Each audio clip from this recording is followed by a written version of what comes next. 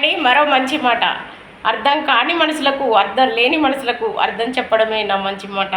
మరి మీకు అర్థం కాకపోతే మళ్ళీ మళ్ళీ కామెంట్ చేసి అడగండి, మళ్ళీ మళ్ళీ అయినా చెప్తా. చాలా ఓపిక ఉంది చెప్పడానికి, కానీ మీరు అర్థం చేసుకోవడానికి కూడా కొంచెం టైం తీసుకోండి. సముద్రానికి బావికి ఉన్న తేడా చెప్పమంటారా?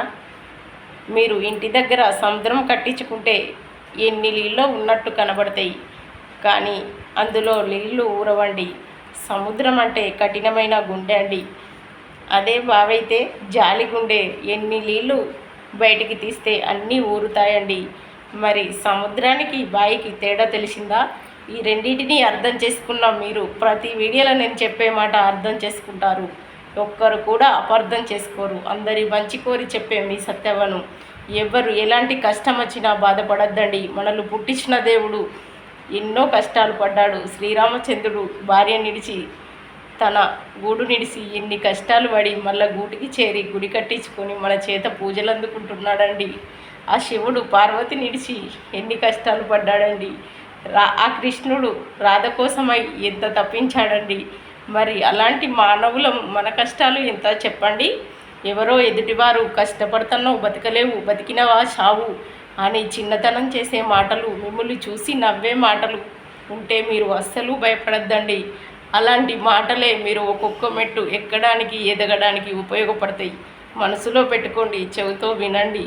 మీరు కోరుకునే విజయానికి చూడండి. వీళ్ళ ముందట ఎలా మెట్టెక్కాలి, ఎలా గెలవాలి, వీళ్ళ చేతే శబాష్ అనిపించుకోవాలి అనేది మరొక మీ ప్రయత్నం మీరు చేసుకోండి. వాళ్ళ ఇలా మాటలు చెవులో పెట్టుకుంటూ తలనొప్పి తెచ్చుకొని పడుకొని అందరూ అయ్యో ఏమైంది అని అనేటట్టు మీరు చేసుకోకండి. ఎందుకంటే ప్రతి మనిషికి ఏదో ఒక లోపం ఉంటుంది. మనం దేవుడేకే లోపాలు ఉన్నప్పుడు మనుషులకు లోపాలు లేకుండా ఉండలేము కదా. అందుకే మిమ్మల్ని మీరు తక్కువ అంచనా వేసుకోవద్దు. లోపాలు లేని మనిషి ఉంటే వాళ్ళు మనుషులు కాదండి, జంతువులు అవుతారు. ఆ లోపాన్ని సరిదిద్దుకున్న వారే మనుషులు అవుతారు. మంచితనానికి ఉన్న విలువ, చెడ్డతనానికి ఉన్న విలువ మనుషులకే తెలుసు, జంతువులకు తెలియదు కదండి. అందుకే ఆ మనుషుల ముందట చెడు అని అన్న మనుషుల ముంగట మంచి అని మీరు గెలిపించుకోవాలండి. ఏ విషయానికి బాధపడద్దండి. ఎందుకంటే మన చేతుల్లో ఉన్నది మార్చగలం, దేవుడు రాసిన తలరాత మార్చలేం కదా. నన్ను నువ్వు ఏమో అన్నవని నిన్ను నేను అనలేనండి. ఎందుకంటే ఏ టైము ఎలా ఉందో.